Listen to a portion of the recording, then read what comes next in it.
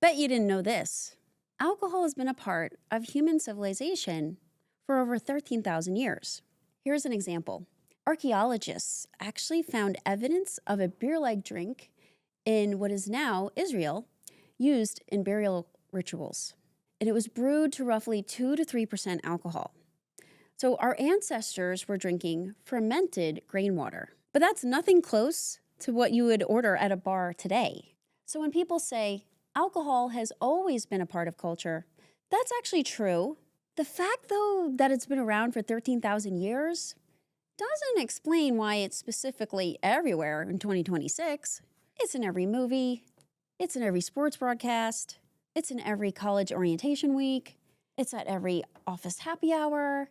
I see it at every baby shower, wedding, and even holiday dinners. That didn't happen naturally. Somebody made it happen. And they had a very specific reason. I'm Kristin Horstman, and I'm a gray area drinking coach with over 5 years of sobriety after 20 years of drinking inside a culture I now understand very differently. Today, I'm pulling back the curtain on exactly how alcohol became this embedded in our culture and what it means for you and your relationship with it. Let's start with how most people in the US actually get introduced to drinking. You would have grown up watching it. You would have seen it at family events, in movies, on TV. By the time you headed off to college at 18, you had already absorbed this message. It was quiet, but consistent, that this is what adults do. This is what freedom looks like. This is the reward waiting for you on the other side of childhood. That association didn't develop on its own. Big Alcohol has tracked the college market for decades because it knows that brand loyalty forms early. If you associate a specific drink with the best years of your life, the years you felt most alive and free, you're likely to carry that association for a long time. But here's a more specific story inside this one that I want to tell, because it illustrates the targeting so clearly. There's a cohort of women born roughly between 1978 and 1983 who went to college right as the Alcopops hit the market. This is your Mike's Hard Lemonade drinks, your Smirnoff Ices, your Bacardi Breezers. It's those sweet, brightly colored drinks that actually taste nothing like alcohol. This actually makes me think back to when I was in college, because there were times where I would take a sip of a Bud Light or a Coors, and I honestly thought it was disgusting.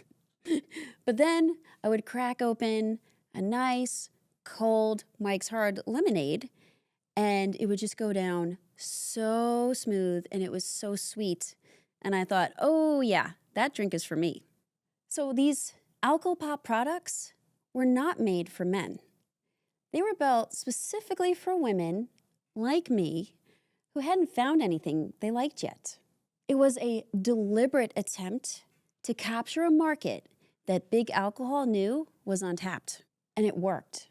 The mommy wine culture that followed in the 2000s and 2010s, that Rosé all day slogan, wine o'clock, those wine glasses that hold half a bottle, that was a direct continuation of that targeting. It normalized daily drinking for women in a way that hadn't existed in previous generations. I was inside that culture. I thought what I was doing was normal because everything around me said it was.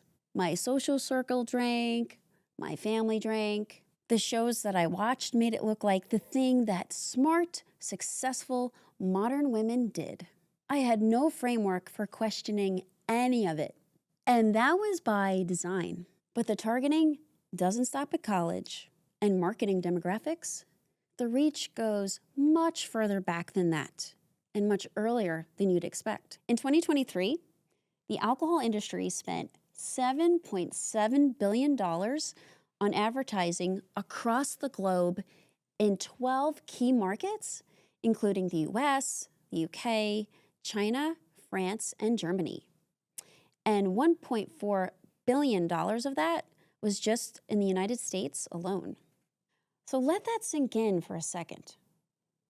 $7.7 billion across the globe in 1 year. So here's an interesting fact for you. Alcohol appears in 84% of movies and up to 21 times per hour on television. You see it in every NFL game, every UFC event, every award show, every sporting event of any kind. It is an inescapable presence in the visual landscape of American life. A study of G-rated animated films from 1937 to 2000 found that 47% of them depicted alcohol use. Nearly half of children's movies had some version of drinking in them. 47%. That's not a coincidence. When you're exposed to something that consistently and that early, you stop questioning it. It just becomes a part of the background, part of what life looks like, part of what it means to be an adult, to celebrate, to socialize, to grieve, and to relax. Now, 87% of alcohol ads include the phrase, drink responsibly, which sounds like accountability until you ask one simple question. What does that actually mean? No one defines it. There is no standard. There is no amount. There's no threshold. And that's the point.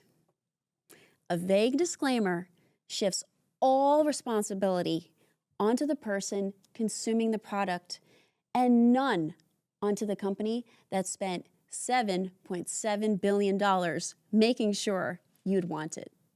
If you develop a problem, that's on you. That's your weakness. That's your lack of willpower. Never mind the infrastructure that's been surrounding you since you could read. Once you start noticing where the advertising is, you genuinely cannot stop seeing it. It is everywhere. And it has been everywhere since before most of us were old enough to understand what we were being sold. I want you to ask yourself honestly, is alcohol dimming your light? Because for a lot of people, it is. And it's doing it quietly and slowly before people can even fully admit it.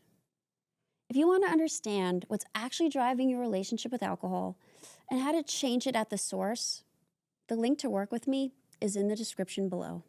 But here's where the story actually turns. Because one generation is seeing this differently than any other generation before them, and the data is remarkable. In the last 3 years, alcohol consumption in the United States has dropped 13 points. It is at its lowest level in 90 years. And a significant portion of that shift is being driven by Gen Z. Gen Z drinks 20 to 30% less than millennials did at the same age. Only about 50% of them drink at all. That is a massive cultural shift, and I think it matters more than most people are giving it credit for.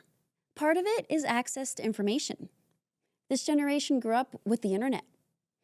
The research on alcohol as a group 1 carcinogen, the WHO's statement that there's no safe amount, the neuroscience on how alcohol affects the developing brain, it's all more accessible now than it ever has been.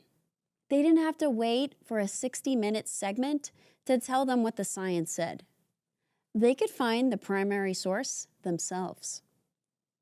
Part of it is also proximity.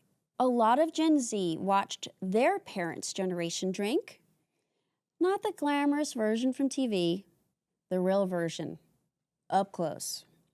I do want to be honest here because I don't want to paint too rosy of a picture. Ironically, Gen Z is actually the most anxious generation on record. The rates of vaping and anti-anxiety medication use in this cohort are significant. The pressure to numb out doesn't disappear just because alcohol is less dominant. It finds a different vehicle. But the fact that so many young people are looking at alcohol specifically and saying no thanks is really meaningful. The cultural norm is cracking, and that crack is an opening. Here's what I've learned working with people in their 30s, 40s, 50s, and 60s. It is never too late. The brain keeps changing with experience. The neural pathways that got built around alcohol over years and decades can be rewired.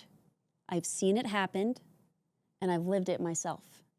Here's what I want you to walk away with today. Alcohol didn't become this embedded in our culture by accident. It got there because an industry with billions of dollars figured out exactly how to normalize it, starting in childhood, running through college, woven into the entertainment you consume, and the advertising you can't escape. Knowing that doesn't mean I'm saying you have to stop drinking, and I'm not saying you have a problem. It means that you can now make a genuinely informed choice, not one that's been shaped by $7.7 billion worth of messaging designed to keep you buying the product. What is your actual relationship with alcohol? Is it something you've chosen consciously or something that was quietly chosen for you, layer by layer, over years of exposure? That's the only question I want to leave you with.